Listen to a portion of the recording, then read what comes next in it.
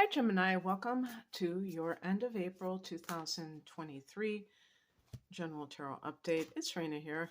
Someone pointed out that I had done 2 videos for Virgo and 0 for uh, your sign, which was pretty funny because I was looking to see which signs I hadn't done, and I thought that I had done it. And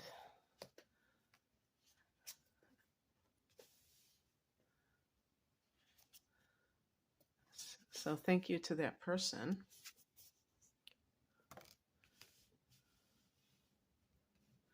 So we have here pages, messages. Oh, haven't gotten a reverse card in a long time.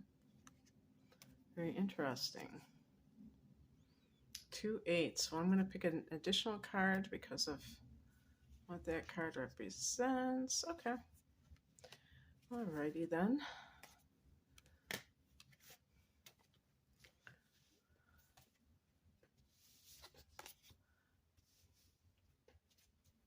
So this time I'm going to start with the past position card. I wish I could, yeah, I guess I can do that.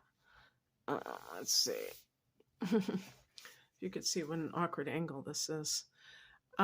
This is, well, I was going to say heart of the matter, but that's actually a central card. This is the past position. We have the 9 of Swords, which is a card of anxiety.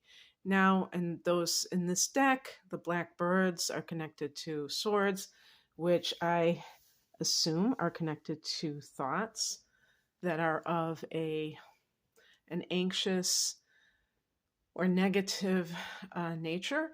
And the other thing about swords is that they're connected to air signs. So you, Libra, Aquarius. And that's, the air signs are connected to the area of thinking, the mind. But the thing about the mind is that even though it has practical purposes, it also can create a lot of turmoil within ourselves because we have these concepts that we, hold on to as if they are actually true. Eckhart Tolle, who I'm pretty sure he would be considered an Aquarius because his birthday is February 17th, and he talks so much about the mind and thoughts. And it's perfect because it really gets you to see it in a different way. Our society just like exalts the mind, like it just has all the answers. And really, it can be the source of so much anxiety as that card represents. Now, if we look at the heart of the matter, we have the Page of Pentacles. So what that suggests is a message about something practical, tangible. The earth element is connected to pentacles. That's why that symbol of the coin or the circle is here. And so the person who is, maybe you're waiting for word on a job, page, message, really something I would connect to Gemini. Waiting and being full of anxiety. But of course, if that's the case, that means that the person is not coming from a place of receptivity, but one of anguish and fear-based lack consciousness. So and also, by the way, this can be something connected to a relatively new relationship with someone of the earth element. I think of all the earth signs, Virgo. And I actually got something that sounded like for Virgo, because I just did Virgo earlier today.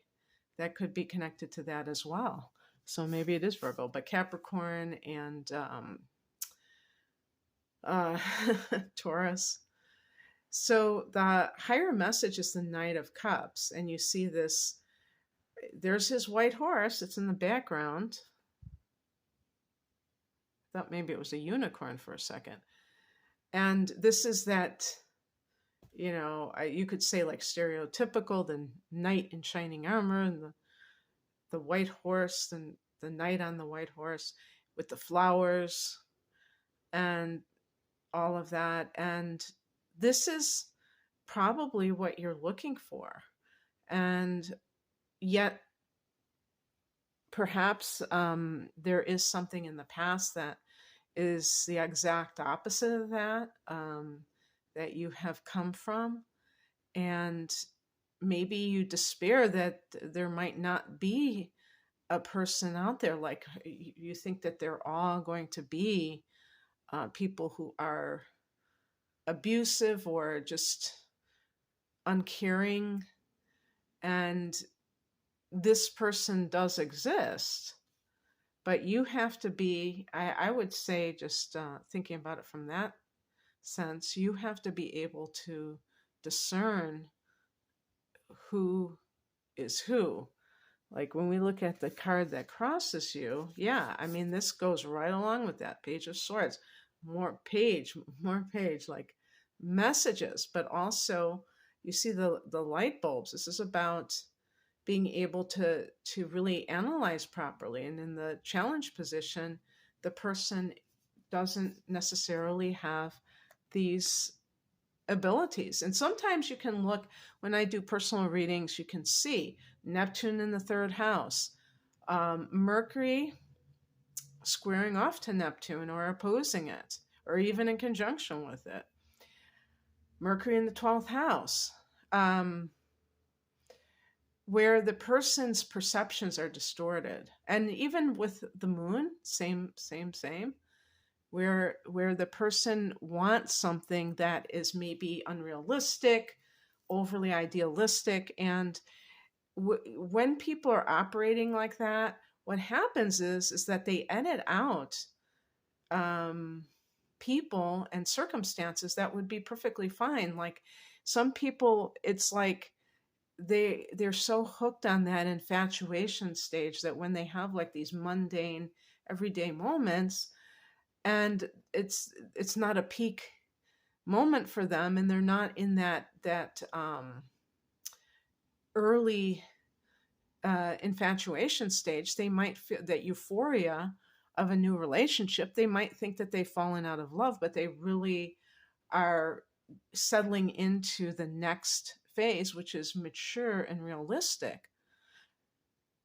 So those kinds of people go from one person to the next because they're always like, it's almost like a drug where they're seeking out that hit, but it's temporary and it's ultimately false.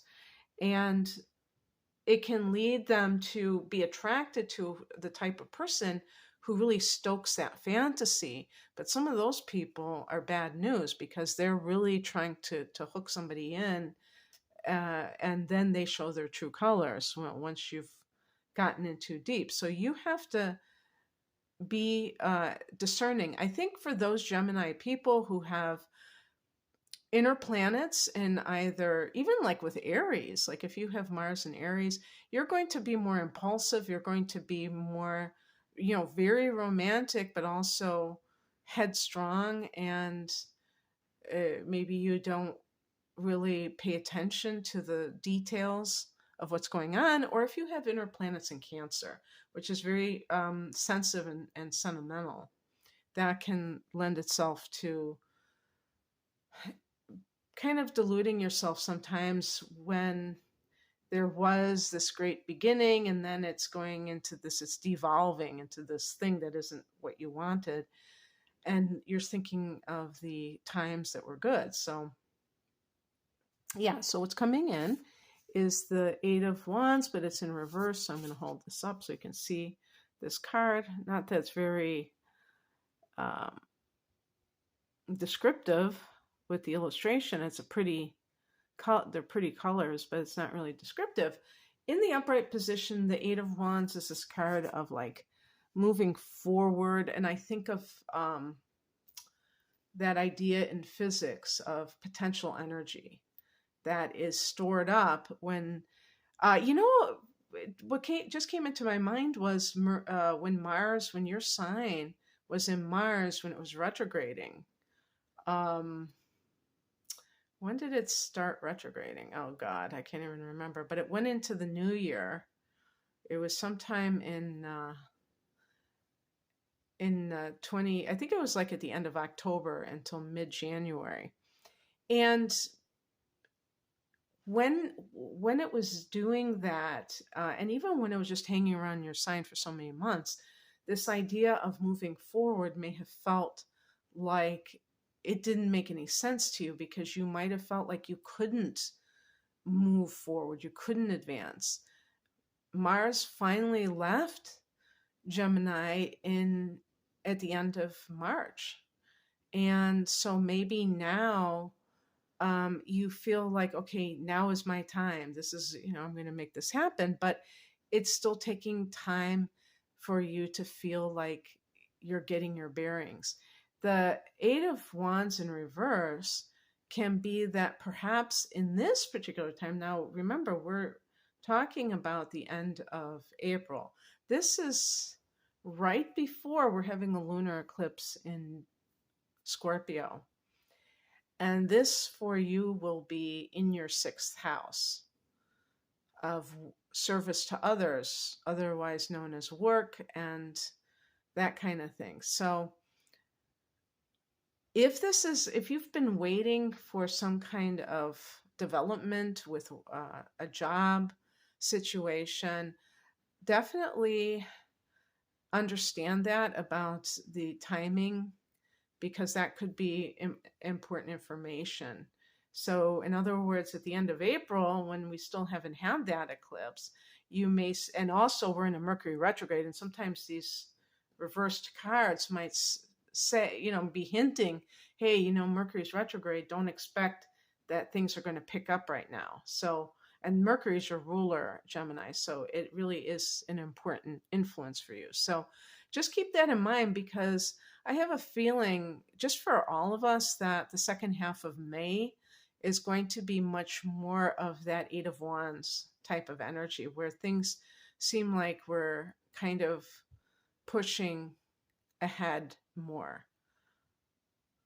And so anyway, I got as the outcome card the Eight of Swords, and this is yet again, 8 and 9 of Swords are very similar in their depictions in this deck and also their meanings. To me, the Eight of Swords is more of that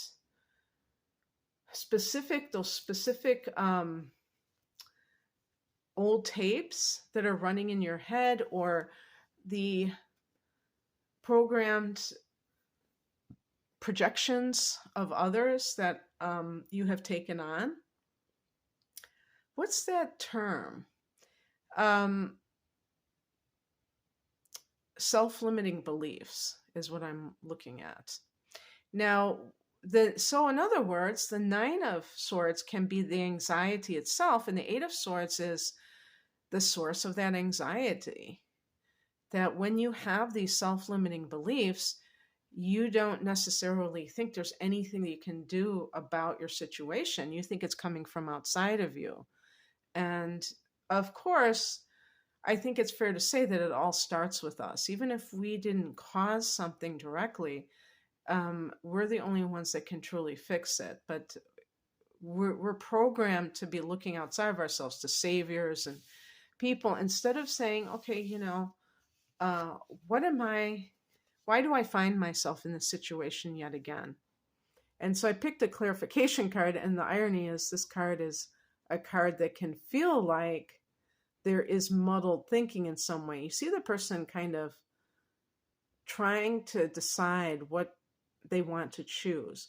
This can be that you have a lot of options right now, but you feel like you're not sure what to choose. Again, with the Page of Pentacles, this could be work related, or, like new job related. I'm going to just cut this deck right here on the side and just pick another card to see. Temperance. Well, the interesting thing, I'll say this, that the Temperance card sometimes can be about addiction, and the Seven of Cups can be, drinking too much, or something like with the intoxication, some kind of intoxicants, and that could be clouding the judgment. So with the Temperance, and the Temperance is connected to Sagittarius, to me, it's about balance, becoming more balanced with maybe your life itself. But what came into my mind is clearing your mind, clarity. So, I mean, that the temperance card isn't necessarily associated with that, but I'm trying to learn when I do these readings to tell you what comes into my head, because I tend to overanalyze things with the moon in Virgo. And and I've always read these cards by the book, but I feel like with the 7 of Cups, you have to get clear on what it is that you want in order to know what to pick. If you feel a sense of like indecision, confusion, which the 7 of Cups can certainly mean, the Temperance card is like, even like meditation, I could associate with the Temperance card, where you have to get to that place of balance so that you're not being pulled in different directions. Because sometimes the 7 of Cups, some of those choices can be very flashy, but they're not necessarily substantial. Okay, that's what I have for you, Gemini. I hope that this resonated. If you would like a private reading, the link is below. Take care. Bye.